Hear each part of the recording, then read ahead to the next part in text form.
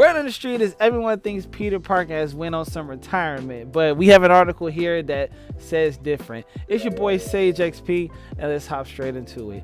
We have an article here from IGN, and it says Spider-Man 3 actor says Peter Parker won't be relegated to the couch. I know that a lot of people said, you know, we'll get into it, but a lot of people just think that Peter Parker just handed off the keys to Miles. You feel me? And Miles is going to be the chosen one, you know, from the now, you know, moving down onto the series if they continue to keep making, you know, these type of games. But let's look and see what they actually have to say about it.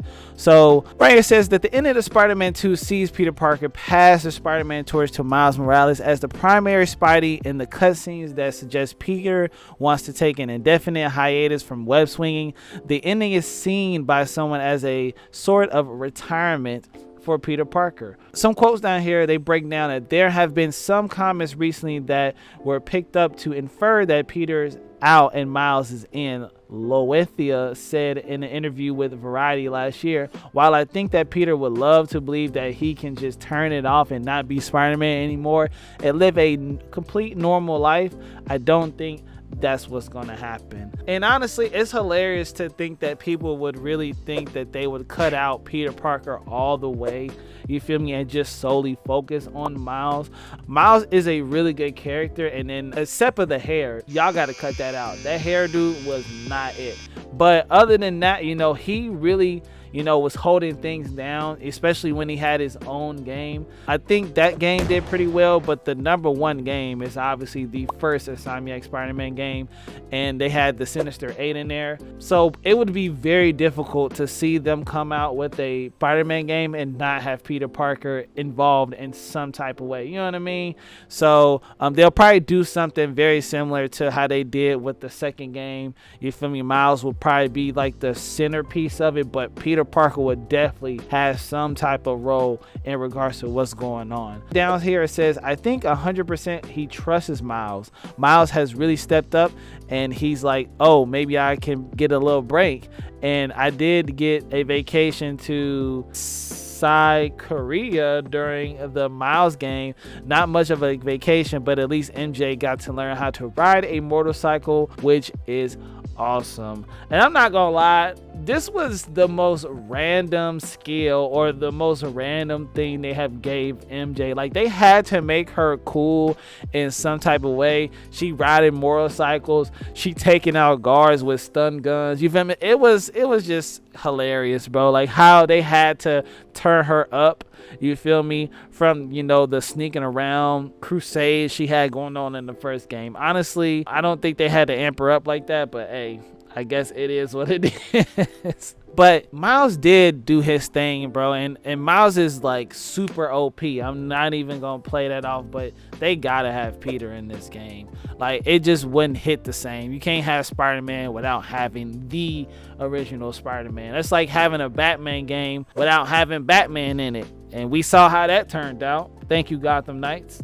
The shade was crazy. I think it was just made by the wrong company, but that's for another story. Right here, it also brings up the fact, talking about like the DLC that we were supposed to be getting, and then initially, you know, they said that they weren't going to give us this DLC, which kind of hurt the game really, really bad. I'm not gonna lie, a lot of people really wanted some DLC for this game, and I feel like it was really good, but not having the DLC to follow up, like they had Carnage.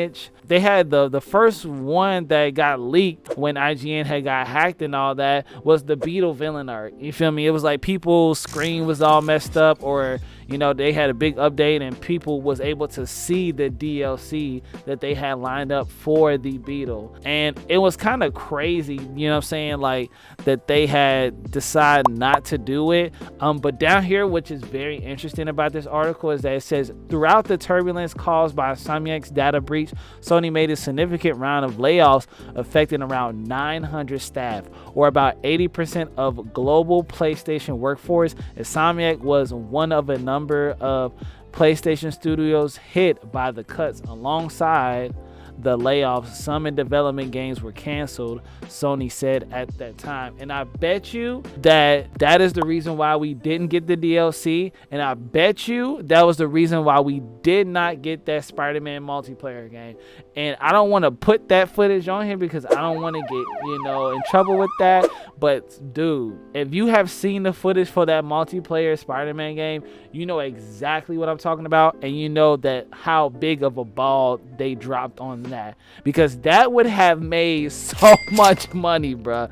Like swinging around with your friends in like the multiverse, you feel me, Spider-Man suits. Oh bro, I'm telling you, that would have been crazy. That would have sold so much money, bro. But the biggest takeaway from around this is that I just genuinely was confused on why people had really thought we wasn't going to get Peter Parker, or that he wasn't going to be somewhat included in this game, because literally in the end of the game, Dr. Octopus is still a problem, and then also we might be getting the Green Goblin here pretty soon. So it would be kind of dumb for Insomniac to not incorporate him into the game and just solely focus on Miles. Miles still, even through the third game, he still got some stuff he need to put under his wing, and I just don't think that his character can full-blown just take over the series. Like, you can't have a Spider-Man game without having Peter Parker.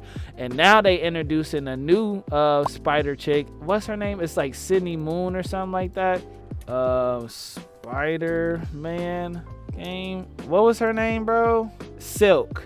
Yeah, Sydney Moon. You feel me? Yeah, they introduced her. So that's actually going to be like super interesting to see how they incorporate her. I really am enjoying, they're building the family. They're building the Spider-Man family. Just like in Batman, what I'm saying? Like with the Arkham series, they were building that family. They had Robin, Batgirl, Red Hood. You know what I mean? Like they're building the people. You know what I mean? And that was super fire. And it made the games feel more immersive, because it felt like you were really like in the world, or you were really in the in the circle of the Bat family. And I feel like we're getting that same effect with Spider-Man. So I'm really enjoying all the things that they're adding to it. I am really excited for Spider-Man 3 whenever this is supposed to come out, probably in 2055 or whenever they feel like dropping it. I think this is going to be super sick. I think we got a good one on our hands. Comment down below, what do you guys think? Do you think we should just get rid of Peter? Also hit that like button, subscribe to the channel if you want to be caught up on all the latest gaming news. Other than that, see ya.